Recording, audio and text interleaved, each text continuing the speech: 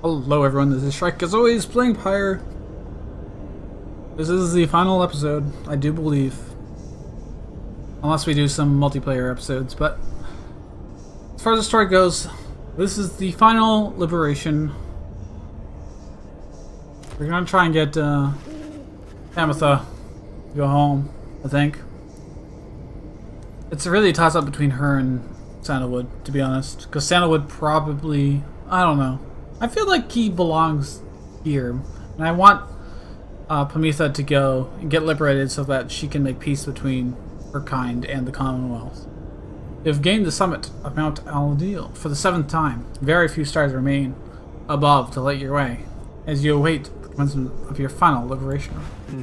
Woman shall find you clutching the Book of Rites, seeking there perhaps some bit of wisdom that has eluded you thus far. Reader, we may not have a chance to speak again after this. After all, I may have to go. I wish to say that I am grateful for having made your acquaintance, and I shall remember you with fondness. I wish you well this night and always go forth with glory. He then looks up and extends his hand in friendship. You clasp.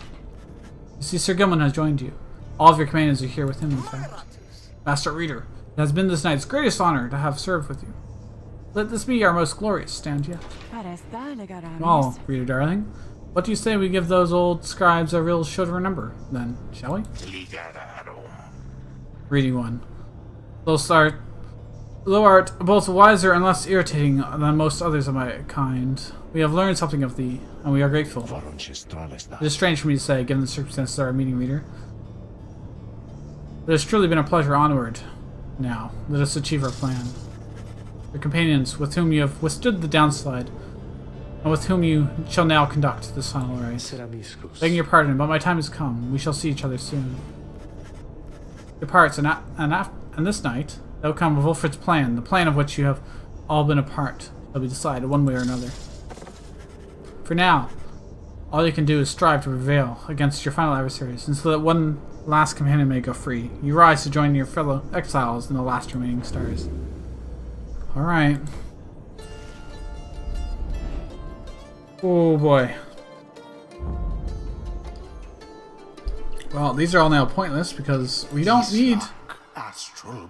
actually need anything. We don't need extra experience. This is it. This is the final right. Final shebang. This is it. The end.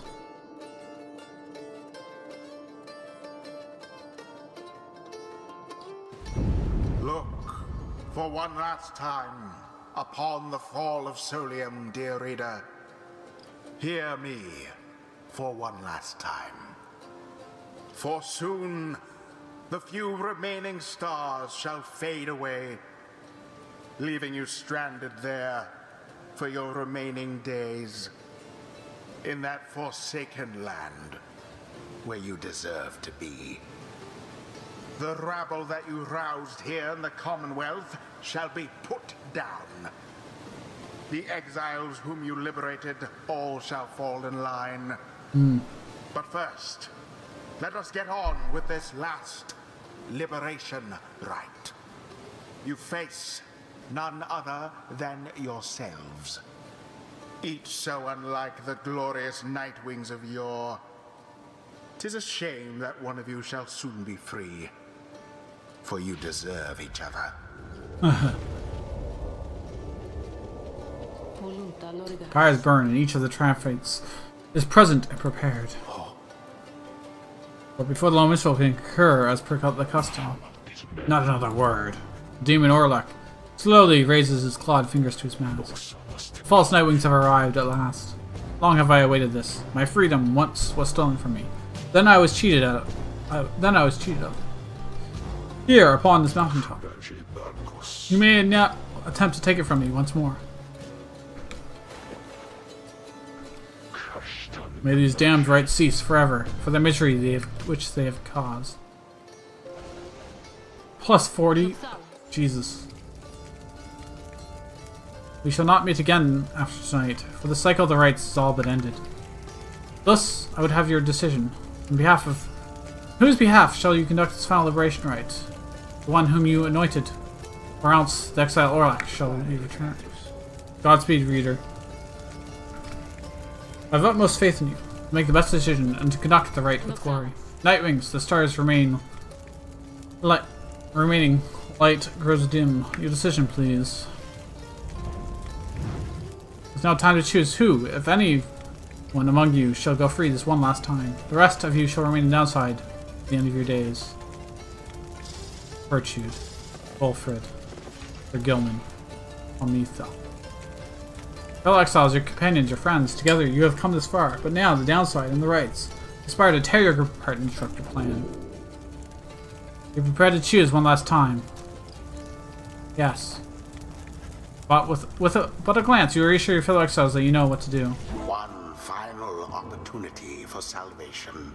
I need to see what they have. Too bad Plus for the 40. rest of you. They're being banished by an adversary that has a chance to return immediately. And plus 4 characters. Okay, that's not so bad. That's really not bad at all. Oh wait, actually I need to see... They don't have any, like, big comeback things, right? Banished by flinging an orb into them. We just stuns nearby adversaries. Alright. He's gonna be jumping all over us. What's great that you reduce. Sprints. Okay. Nothing. We have to get through their 140 and that's it. That's where we're good to go. Alright. Ametha's gonna go home. I tell you that you'd made a terrible choice there, reader, darling, but I think you haven't made as many as I have, so we'll try to mess this up for either one of us. Choice is cast. As the other companions, you sense a clarity of thought and purpose in each of them. They stand ready to support Ametha as well as you. Who shall strive for her? Wolfred. Wolfred. Surely, my girl. Besides, we stand against Orlak. It is fitting that I should have to confront him myself. And, Gertrude. Yeah. She's actually surprisingly good. So. Those are my adversaries then. And who is it, I wonder, who asserts her will over that crew? You sense Orlak searching for you, almost reaching out for you. You, the shadow of the false Nightwings. They are nothing to me, but you who have relinquished your own liberty for the sake of them. Strange. It is fitting, then, that I should have to face one such as you. And Orlak stands at the ready, signaling for his 2 allies to do the same. By light of dawn, the cycle of the right shall cease. We'll just see if we can finish this ordeal at that time. The sky above begins to shudder. The final liberation rite is about to commence. I am prepared. And let our song this evening shake the steps themselves. Okay. A big map, apparently. Begin. The final chance at liberation for the age.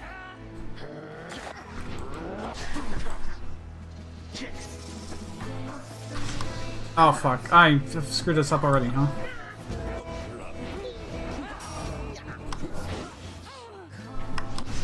Oh fuck! I leapt into him. Shit.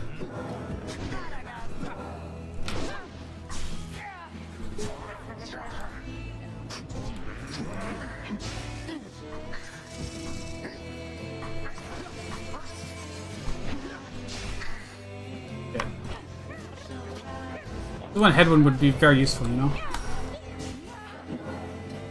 Oh no! That's so bad. Oh fuck. They even threw it in. You wear the raiments once again. Sure did. Yeah, well you did. When we last stood together on those blasted mountain, I fell. You simply stood. Orlak. What shall it take for you to be convinced I took no part in your betrayal? Give me my damn freedom. Let me prevail here and now. Would you promise to uphold our plan? No. I make no promises. I owe you nothing. And then I am sorry, Orlak. My love of my country comes before anyone else. More than your freedom. You love me down, Wolfred. Let us stand here as adversaries then.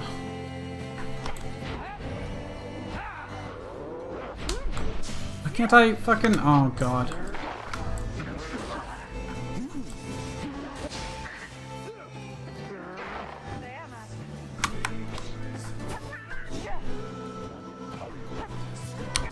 Oh, come on. He's so fast.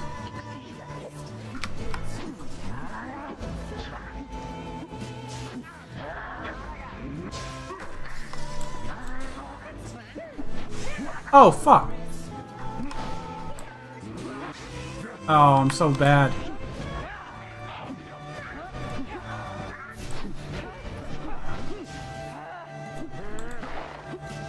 Oh, what? How do you get past? Oh my gosh, this is so annoying. Shut up! Shut up, don't talk to me. What? This is bullshit.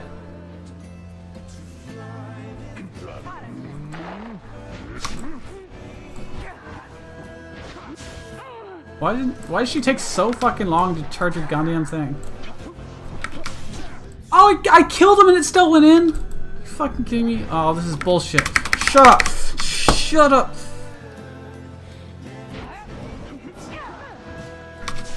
Oh my gosh. I'm not losing this fucking final one. I'm not. I refuse. I will win this. Where'd the fucking orb go? I don't actually know where it is. Now they all got to come back because I don't know where the fucking orb is. No! Fuck! It's okay. We have Sandalwood's bullshit still remaining.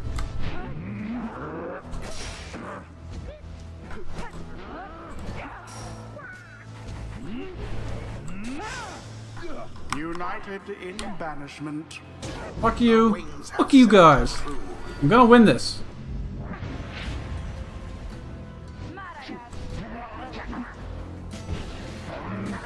Well cast.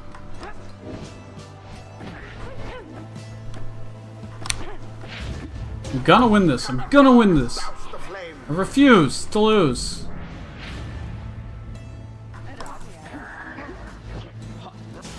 Stand not in glory's path.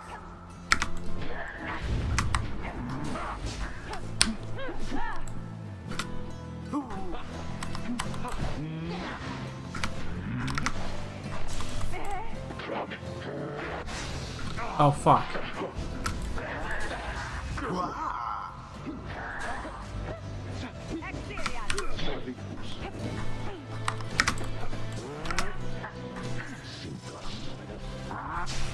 Oh, come on. I can't kill anyone with him because he's useless. Oh, he's shield. I guess I could have shielded. I'm so fucked.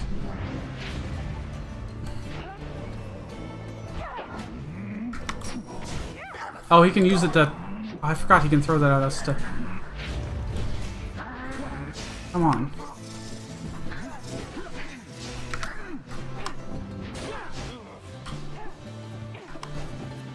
No! Oh, we're so screwed.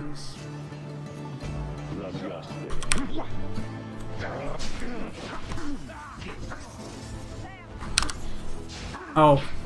Apparently, his jumping is fucking better than mine. There goes the harm.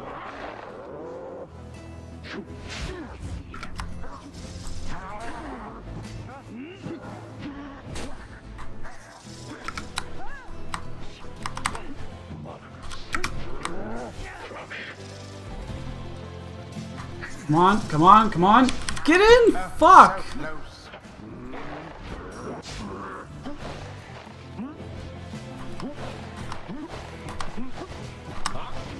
Oh, come on.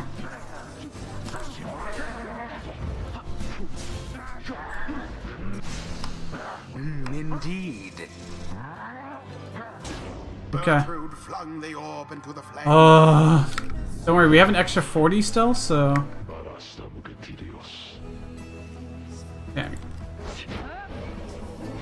Fuck you, shitbag.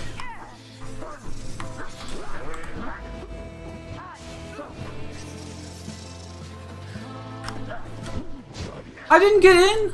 You fucking kidding me?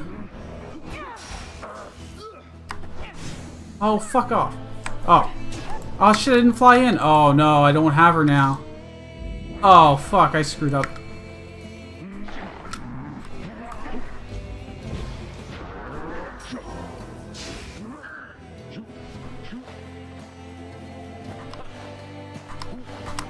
Oh, it didn't go into the thing. It stopped me. It didn't go over the wall. Oh, fuck. Jesus Christ. Oh, shit. Uh-oh. Uh-oh. I'm back. Virtude! I'm back! Fuck! Alright. Shut up. Don't talk to me.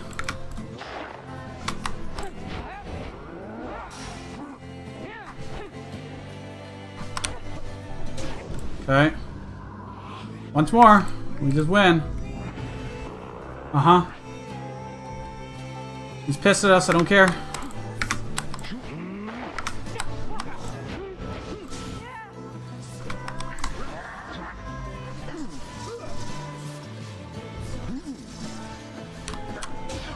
We did it. Oh. Holy crap, that'd be nervous.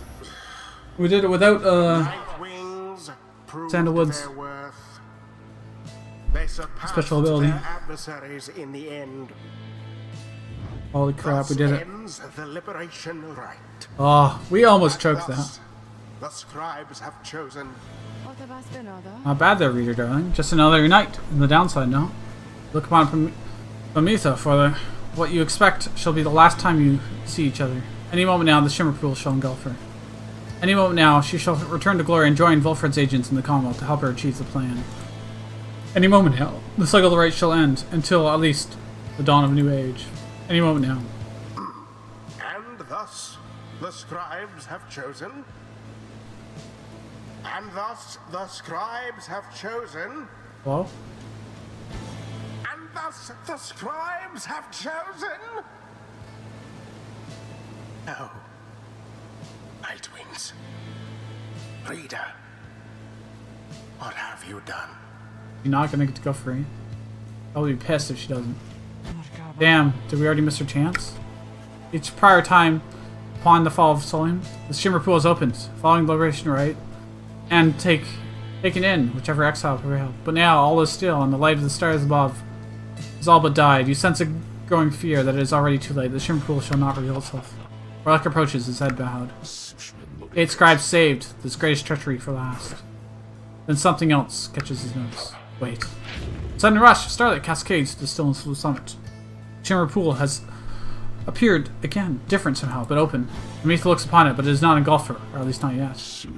Seems I was mistaken then. The 8 scribes. This is not the greatest treachery. It is the greatest jest. The Shimmer Pool is flung wide open. It seems that all are worthy now of freedom. Halt, Arek. Warlock glances over at the Lone Mistral, almost in surprise. The Shimmer Pool has lost most of its strength. You step inside and you shall surely drown. Of that I can assure you. Then we have all been cheated. No, the Shimmer Pool is revealed, and one of you may still return as planned, but as for who returns, someone shall have to choose. Ere the last light of the stars is extinguished, and the right cease to be. This is the final trial of the scribes. Then, our confrontation, the liberation rite, it was all meaningless? No. The victor of the confrontation is to be the one to make the choice. Among those closest to the scribes, either the anointed or she who anointed them. Then it sounds rather like, I can get out of here. Though maybe you can, reader darling. Aye, it shall be either of you, the reader or Prometha. Please make your decision quickly. At least it shall be forfeit. I do not know how much longer the light of stars shall go. Just go. Leave me. Quite the dilemma, but I think I should know which I'm leaning here. Reader darling, do me a favor. Now go. Oh, come on. Prometha wishes to give up her freedom so you may regain yours. Very well. Reader madam, the choice that Prometha made, or rather the choice which she gave, is now yours to make instead. This choice, they may keep bouncing back and forth like this. Absurd. It may, until such time as one of you is willing to accept the burden and the outcome of the choice. That is the trial, and I fear that it is little time remaining now. Reader, if you and your commander are so too cordial with each other to accept that freedom, either one of you, then I shall gladly take it. Freedom ought be more than some fictitious trifle to exchange. Reader, what is your will? To her to return to glory, and it shall be done. You are decided. You have chosen Prometha. He looks at you with some astonishment. Prometha, madam, do you accept the reader's choice, or shall you make another? Sure, why not? Thank you, darling. I guess I'll owe you one. When next we meet in this life, or the next. Then it is done. You see a look of genuine surprise flash across Prometheus' face, and then he's gone. Godspeed, Pamitha Thane. No, man, I stand by my choices. By the scribes. No stars remain aloft. The cycle of the rites. It is finished. It is finished. The Commonwealth. What shall become of it? Well, let's hope we succeed. What shall become of us? Nightwings. The opportunity to gain your freedom from the downside. Was it not enough? Hey man, we didn't destroy it.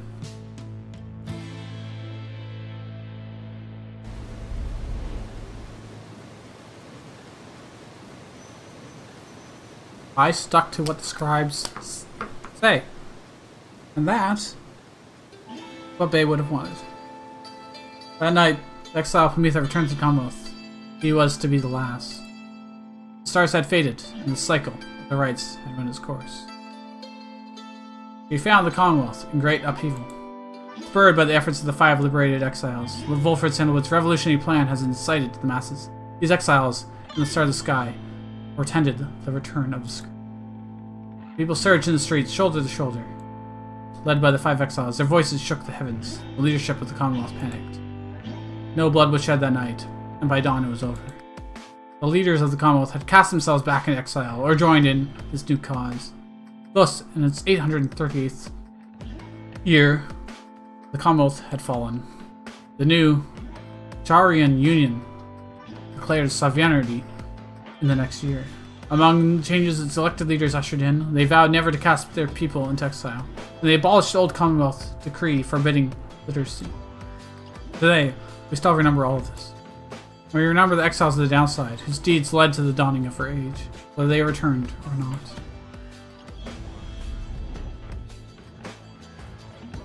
Okay, look at that.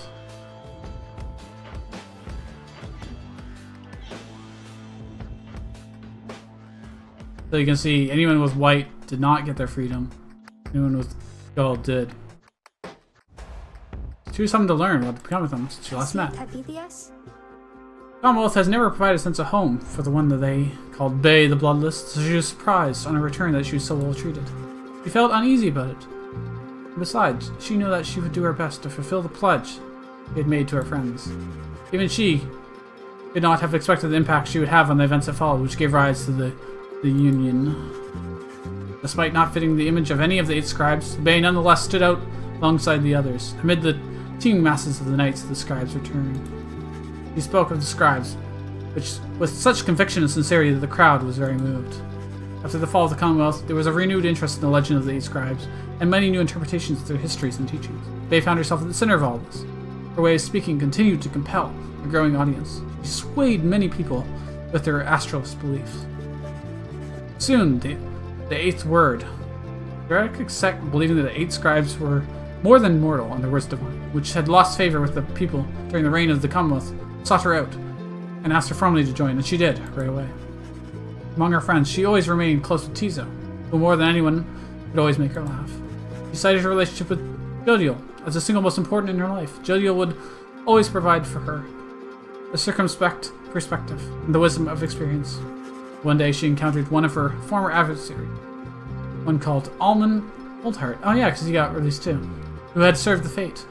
She remembered him much more than he did her, though only just at first. They shared experiences in the rites, and their different point of views about the scribes, formed the basis of what grew to be a long-lasting relationship. Bay always was devoted to her faith, but more so to her friends. Many people in the Union cited that her gentle manner and unwavering conviction helped them brave the changing times with courage and with grace. That's fucking beautiful. What about Jodiel? She was the first out. After her liberation, Jodiel soon became an icon of the movement that led to the collapse of the Commonwealth and rise of the Union. Her horns and stern counterus inspired the people who believed that she was Solomon Mur, 8th of the 8 scribes. He became a great, if reluctant, leader. In the uncertain times that followed, Jodiel's seasoned expertise often came into play both in matters of security and of state. For instance, He conscripted and trained a team of volunteers in public safety. The community did not know what to make of such a cordial bunch, but at first, but soon became to value their service. They have stood by the people ever since, and celebrated their founding day each year. They remained close with Hedwyn all through this experience, and they supported each other through their struggles many times. Kept an eye on Bay, who nonetheless demonstrated a surprising knack to get by on her own, though Jodiel was always willing to provide assistance in case. She continued training on her own, a regiment that grew stricter with each passing year. There were those who sought to train with her, and she sometimes obliged. There remains one other constant in her life. She would always remember her days among the Nightwings with fondness, for the most part. What about good old Tizo here? Imp called Tizo was the first of its kind to achieve liberty through the rites. While he was not the only imp trained in the ways of the scribes, imps are native to the downside, and thus care not for traveling abroad. This made them quite useful to triumphates. Yet Tizo had a different calling. The Nightwings believed that he too could play a key part in Sandalwood's plan. During the night of the scribe's return, he stood out as the populace as something of a miracle. They'd only heard of Downside Imp before, and the legends of how the Swallow. Afterward, he became something of an icon, representing both the fallen, the Commonwealth, and the beginning of a new era. He would visit his friend Bay at every opportunity. He was among the few who could consistently interpret what he meant. They were always close since first they met. Wilfred Sandalwood would sometimes send him little gifts, all the way from the downside. Despite the insurmountable distance between them, their friendship proved more than resilient. Tizo often missed his interactions with the Reader, the Nightwings, and they had quickly built quite a rapport back in the downside. And Tizo would often express wistful gratitude for all his times conducting the rites among the Nightwings, who had made such sacrifices for him. Other than that, Tizo was diligent about his role, as something of a living artifact, and helped interpret for the messenger imps that relayed news to and from the downside. Despite having gained significant celebrity, he never let it get to his head, though he did take full advantage of his access to the Union's fishing industry. You. After his liberation, Almer Oldheart was separated from his father, Delbert, who had cast his son into the Shimmer Pool in his own place. Elderly Delbert Oldheart, having achieved his goal of earning back his son's freedom, retired from the rites.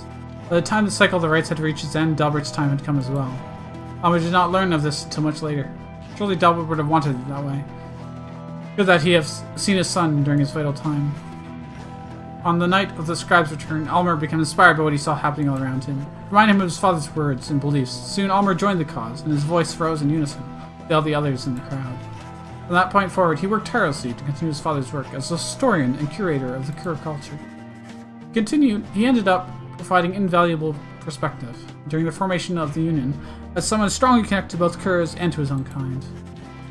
He found that Oldheart lineage carried a great deal of respect, and he was able to bridge many cultural issues between his people as they transitioned into modern times. One day he was to have a meeting with a dignitary of the Eighth Ward. He had grown in popularity since the birth of the Union. Almer was stunned to find that his dignitary was none other than the one he knew as Bay, from their days spent in exile. Bay was overjoyed to see him, although Almer was unable to bring himself to understand why. Eventually, of course, he did, and they since have ensured that Oldheart clan will carry on in this new age. Not a day went by that Almer Oldheart did not think about his father and give thanks to him and speak to him at morning and at night. Would that the stars yet shone, for surely Delbert's would be there among them, smiling down at his son, watching over him and his kin. Huh.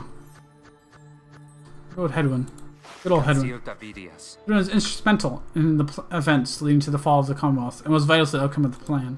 The peaceful outcome of the scribe's return was attributed to several key factors. One of them was the underlying ambition of the plan itself.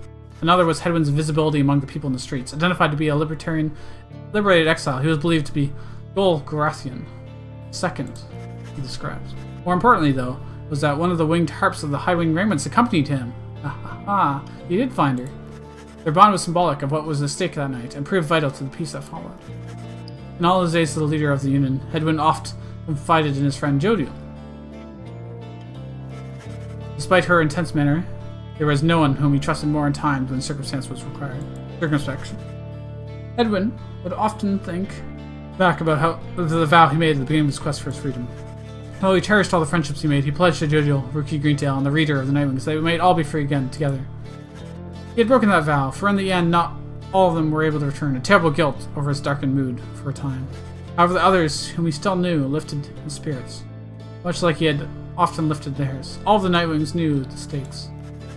While the others who stood with Nightwings were not all able to remain in contact thus, had been thought of each of them often, and so, in turn, did they often think of him. Alright, what about Rookie? Earned back his freedom, he returned to a lavish welcome ceremony in the Commonwealth, as was the tendency for liberated exiles. It was everything he could have hoped for, and soon he was well off, surrounded by luxury, and choosing between various exciting opportunities. However, he must have given in to his better judgment, as he did end up siding with Wilfred Sandalwood's revolutionary forces, as he promised. On the night of the scribe's return, Greentail was there with the others, inspiring the masses. He never looked prouder. The very image of Yormer Manymane, 6th of the 8th crowd. When dawn finally came, and it became clear that the Commonwealth that everybody knew would be no more, he realized many new opportunities awaited. He began quite a lucrative career for himself, manufacturing and selling replica merchandise, fired by the downside. The main struggle was to meet demand. An aspect of his conscience cautioned him against making light of such a thing, but the money was too good. Soon his family was as well off as he always said. One of his orders of business was to seek out one of his old companions, Prometha, to whom he took a liking during their quest for freedom. They bonded further over love, drink, and supported one another through uncertain times that lay in store. Greentail always did his best to keep in touch with all his many friends, and knew that he owed his fortunes to them. He made a special point of staying close with the group of friends he came to know so well during his time with the Nightwings, wherever they were. They shared a special understanding that put even Greentail at a loss for words sometimes. Prometha. After regaining her freedom, Prometha found herself in a difficult position. Having once betrayed her people with the Highwind remnants, she knew that she would not be welcome in her native home. She did not trust the Commonwealth either. Instead, she found her place among the Wilfred Sandwood's agents, who were busy doing their part to fulfill the plan. As it turned out, the plan was a success. Prometha shoulder to shoulder with their other fellow former exiles. And truly they were a sight to behold. Disturbing rumors later spread that night. The Highwing remnants were slated to mount an assault, which for some reason never came to pass. Prometha denied any knowledge or involvement. Afterward, Prometha played an active part in the negotiating terms between the Highwing remnants and the new nation. That's what I was hoping for. Her previous attempt at something of the sort led to her exile. She must have felt some satisfaction to succeed this time around.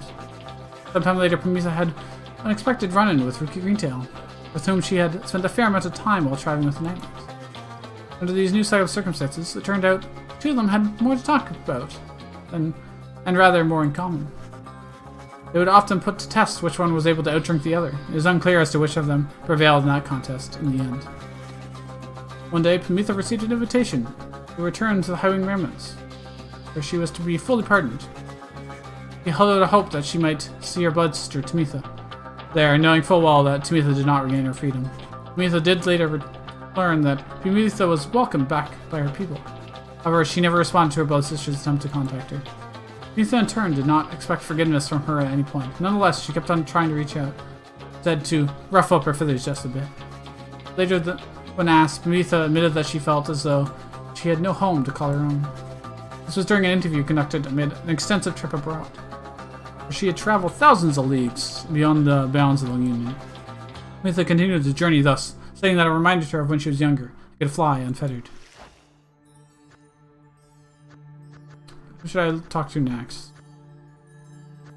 What about our friend here? Oh my god, I might have to go through everyone because it's going to be a lot of people. I might not want to read them all. I might just, otherwise we'll literally be here for another hour. As the cycle of the rites ceased returning, some accounts suggest that the exiles of the Nightwings who remained in the downside continued to make use of the Black Wagon as their place of shelter and their means of travel. However, there is no record of what happened to the wagon's contents, such as the Book of Rites or the Beholder Crystal. It would be haunted by the apparition Sandra then see. The possibility is that when the lone minstrel took his leave, he took the Beholder Crystal with him. Pretty sure the reader took it. Us, obviously. By this line of reasoning, however, the Black Wagon itself should have been not taken elsewhere. Others remain skeptical that Beyond the Crystal ever existed, or rather that the visions that it granted were anything other than the result of an active imagination or a fever dream. Bog dwellers in southern bogs offer still another explanation, for they are familiar with binding enchantments. If there exists such an object such as the Sister of the Ark had been expelled for more than 800 years, then the enchantment could have expired along with the light of the stars. What this would have meant for Sandra and the Beholders, difficult to say for certain, other than it may have meant that they were finally released. Nevertheless, the fate of Sandra and the Beholder Crystal remain unknown. Yet those exiles of the Nightwings who claimed to have seen this apparition all spoke of her with degrees of reverence, or perhaps a little fear. You believe this, reader? Honestly. Aha. Sandra has appeared before you, as well as you can see. They are so far from the mark with all this nonsense. I am wont to laugh. In fact, here goes. He's referring to the count of her, whose sense she does not care for. Well, let them gossip all they like. I merely wish that they would mention you, at least in their passing, when next they are at it, though they shall never know even the half of it, shall they? Rather flattering despite a lack of detail.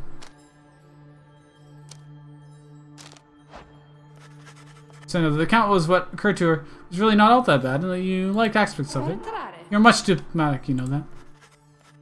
You can tell she's unswayed, and yet her grin remains intact. She appreciates the gesture. Anyway, let us keep going, lovely reader. We know the truth of it, and that is what matters. You phase into the Beholder Crystal, for now, and you tuck it away safe. Oh god, there's so many people. Alright, what happens to you? I'd elected to go into exile. Okay. To him, earning back his freedom was paramount. Well, he did not. He made clear that he would not go free through the rites. He rarely accepted the outcome, for he knew he didn't even get to play in the last rite.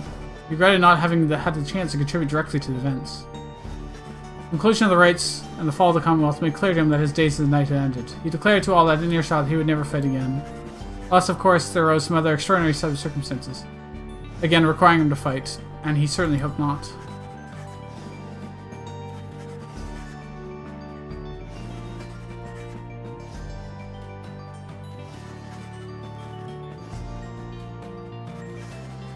Never did return to his homeland.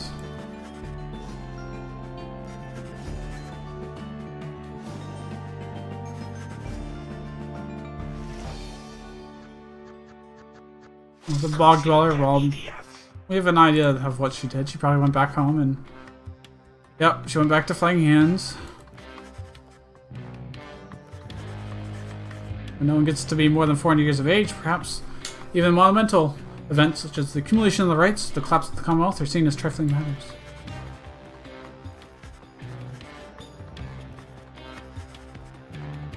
Kept doing her work, making talismans, plug market. Very good. Sandalwood. When the cycle of the rights ceased turning, Wilfred Sandalwood turned toward the starless sky, closed his eyes, and prayed. It was all he could do at that stage of his plan. He aspired to assemble with liberated exiles representing each of the 8 largest ethnic groups composing the population of the Commonwealth. They would stand together as a vision of the 8 scribes returned, inspiring the masses to embrace an older set of values. With the rites ending sooner than expected, this ideal scenario became impossible. Sandalwood's own freedom, for instance, was now forfeit. The plan did have contingencies.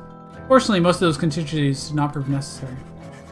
Word reached him that, on the night of the scribe's return, his fellow liberated Nightwings stood together, and their voices echoed throughout the streets. These liberated exiles, who ought to have disappeared in the ranks of the Commonwealth's own leadership, now stood united with its people, who poured from their homes in solidarity.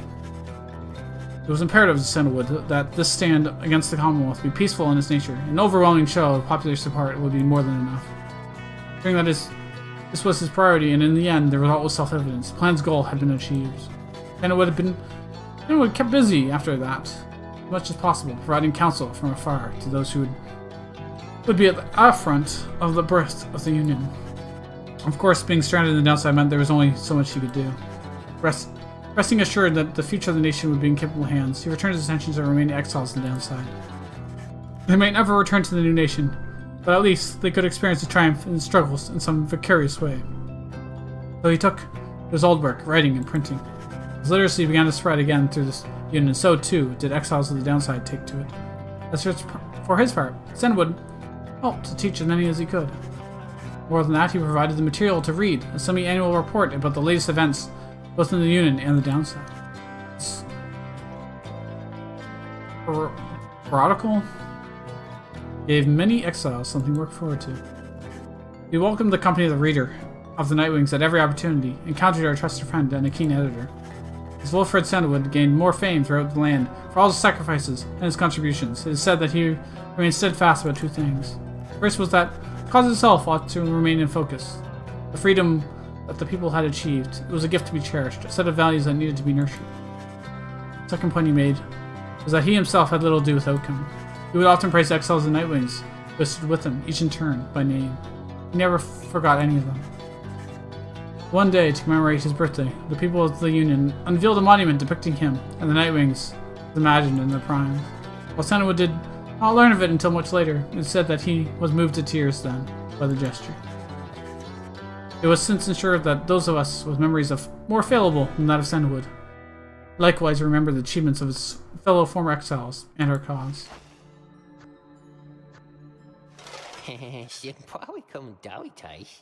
Forced to liquidate his assets, close up shop. They're running with a messenger imp, bearing news of the other side. Ryan gave it to one of his remaining trinkets, which could not be sold. The following week, the messenger imp returned to him, bearing a tidy sum of wealth, newly minted coinage of the Union. Falcon Ron cut a long-term deal with the messenger imp, and then and there. Though the trade remained a grey area from a legal standpoint in the Union, the newfound fame of the downside caused Falcon's Ron's goods to explode in popularity. Very nice. Alright. And distribution partner on the side through Rookie. His goods are still superior quality. Fantastic. Alright, what about you? After the cycle of the rites ceased turning, the lone minstrel bade the remaining Nightwings take the Black Wagon and seek their fortunes elsewhere in the downside. Their parting was heartfelt but brief. He remained there at the summit of Mount Aladil with Celeste, where the two of them would chronicle the final outcomes of the cycle. Neither Tariq nor Celeste were ever seen again. We know all of this now through song attributed to them. Some claim these songs originated in the Tavern of the Union, and merely were imbued with weight of folklore. However, exiles liberated from the downside corroborated each other's claims at having met this duel that presided over the liberation rites. Another folk tale suggests these minstrels were heralds of the scribes. Having fulfilled their obligations, they departed the world we know and rejoined their patrons. None of their famous songs described another, simpler outcome. But the two gave up their duties to the rites in favor of a life that they could share together. In any case, they are likely to remain the subject of such verses and such songs. For it is they who watched over the rites and ushered in their times. Jesus, there's so many fucking people. Alright. We're gonna skim.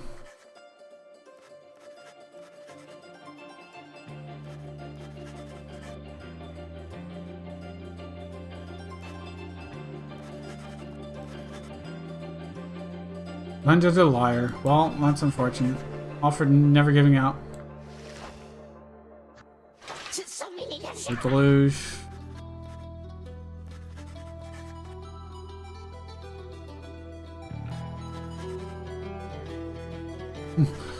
Doesn't mind having no responsibilities now. Alright.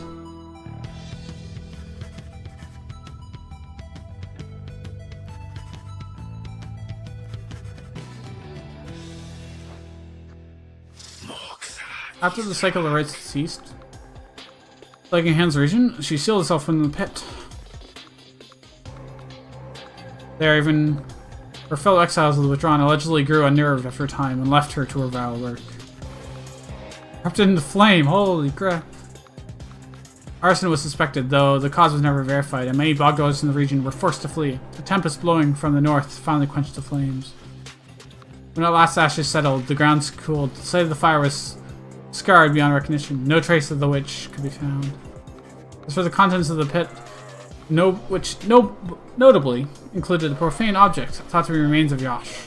All of it was gone as well. Well. Dun, dun, dun, dun, dun, dun. He decided to continue conducting the rites for the thrill of it. Huh. He bent some of the rules and replaced some of the objects, but it's close enough. Huh.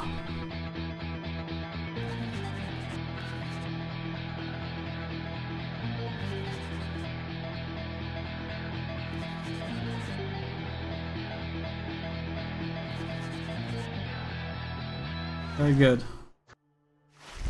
What did she do? Motivated by single to return to the Commonwealth. Well, that's not gonna happen. She realized the rites had ended, and that she would never see her mountain home again. She nonetheless remained determined to aid her people, however possible. She gathered certain information pertaining to the intentions of the Nightwings, who had formed a pact to regroup on the other side after the liberation. Other such reports exposed certain weaknesses in the Commonwealth's defenses, and revealed to the Nightwing remnants the opportunity for a risky but potentially impactful strike. Ametha could not participate in the assault. She learned what happened well after the outcome. On that night, known as the Sky's Return, the Commonwealth had fallen, and that Highwing remnants had thus prevailed, at last, without even having to fight. Soon after the fall of the Commonwealth, Tamitha learned her blood sister Penitha was an accessory to the successful outcome. Tamitha was very skeptical of this, but as similar reports kept mounting, she soon accepted the prevailing opinion, however grudgingly. Once a messenger imp arrived, bearing some sort of message, seemingly from Tamitha. However, Tamitha turned it away. She would not give him an impulse to forgive.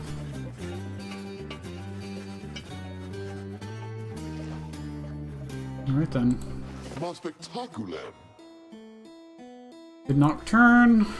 Curse the scribes. An angry, bitter man. Maintained regular contact with his wealthy family. Tried using elaborate police system. He attempted to retrofit a flying black wagon. Superior propulsion. He tried an imp raft, a hot air balloon, even prayer. Nothing worked. There was only one way to skip the downside, and now it was gone. North bankrupted his family in these vain attempts. At last, such was his shame that he retreated to the teeming woods of the Black Basin. Well, he tried. First, he and the Tempers decided to celebrate. They're on the downside, searching for meaning. The most powerful coordinator of the rites had long since passed. He always enjoyed the fearsome rotation he had cultivated at that time. The shimmer pool closed for what would be the last time. Orlek looked around him. The flickering light of the Nightwing still burning Pyre. He then turned to the fall of Solem and looked up toward the black, starless sky. He cursed the 8 scribes, then one after the other. After that, he strode forward toward the waters, coursing from the side of the Mountain Ordale, and without hesitating, he cast himself down. Orlek's body was never recovered. The drop from Mount Ordale does not appear survivable, though Orlek did survive it once. At that time, however, he was filled with fury. Such was the betrayal he had suffered when his fellow exile claimed his rightful freedom. This time, Orlek was filled with nothingness, and chose to leave the downside. In one way, he still knew he could. The other Nightwings, who were witness to this, never forgot what they saw. That's that. There's one more account, which aren't mentioned. Nightwings conducted the rites under the guidance of a reader. Little is known of her. However, some accounts of her begin to paint a picture. We know she was of common birth, always directionless and prone to misremembering at times. The journey to the downside left her close to death. It was then that the Nightwings found her. They brought her from the brink. She showed them the path. She pressed onward with the others. She had made a vow to help her friends be free. Thus did the cycle of the rites commence its final turns. When the final rite arrived, the reader's freedom was at stake. In the end, however, she remained in exile. From that point on, accounts of her diverge. It is said the voice which troubled her she never heard again. Some say she opted for a place to settle in the downside. But whether this is true, only she knows. Someday, perhaps, our reader's own star shall emerge, and it shall pierce the dark sky in all its brilliant glory. Until such time, and ever after, all of us give thanks. Their journey began on a barren waste where the reader arrived, afraid and alone. When she arrived, the book of rights awakened the Nightwings,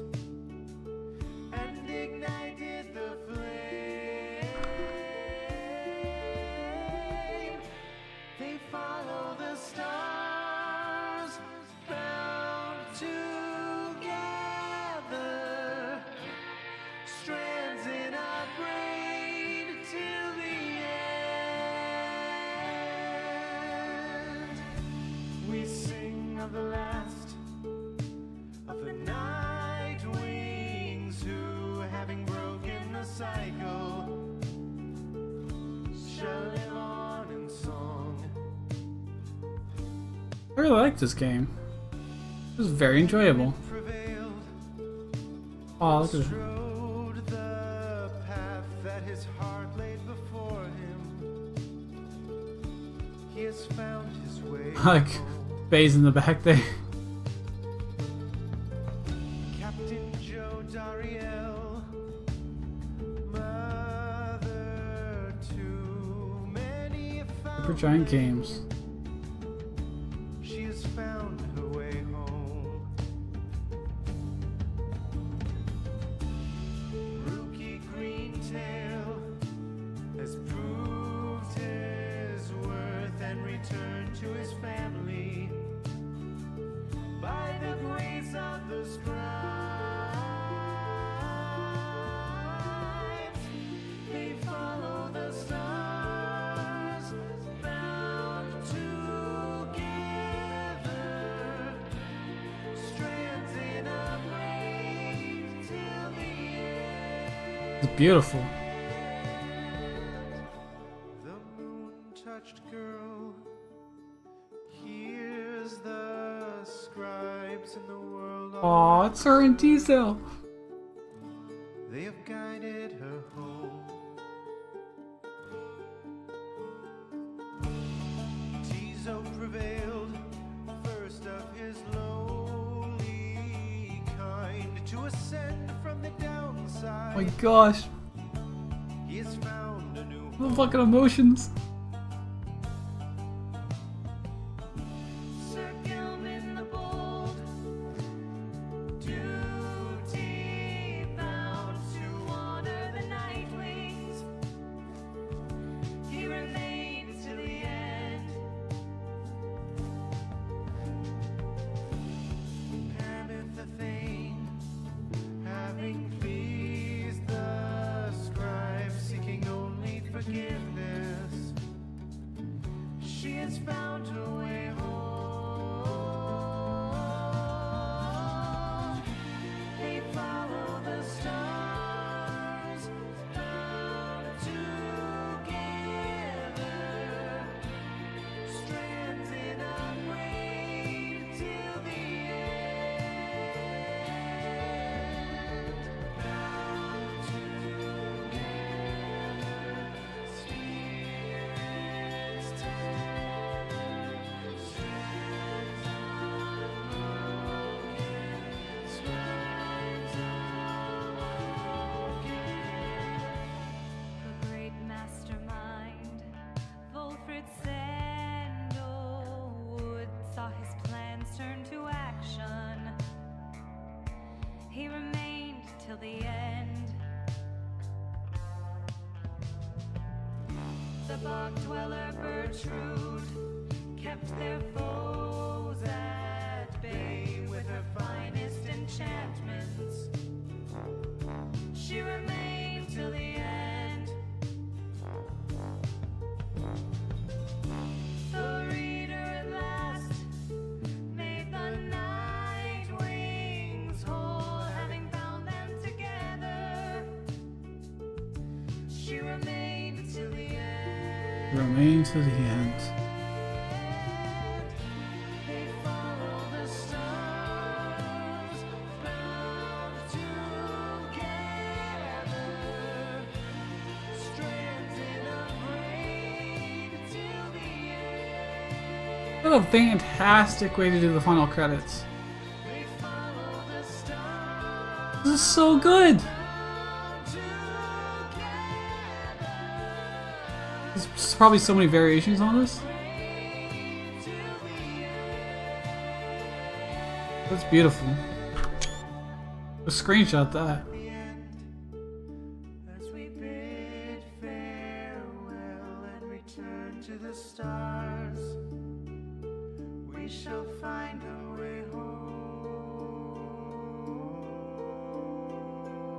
home.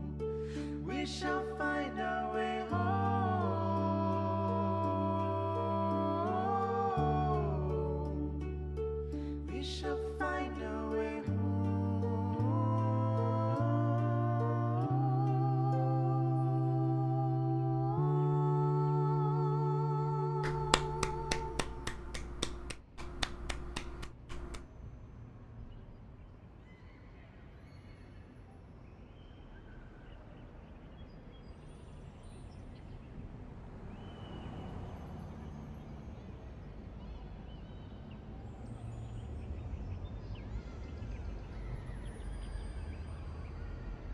What a fantastic game. It's such a weird combination of genres, and they do it so well. And the choices all feel meaningful, and I like how the narration appropriately adjusts to all the different combinations. The end. I really look forward to seeing whatever Supergiant Games puts out next, because that was beautiful. They put a lot of work into this. Do absolutely everything. You could tell it oozes not only quality, but love and care. This was a work of art.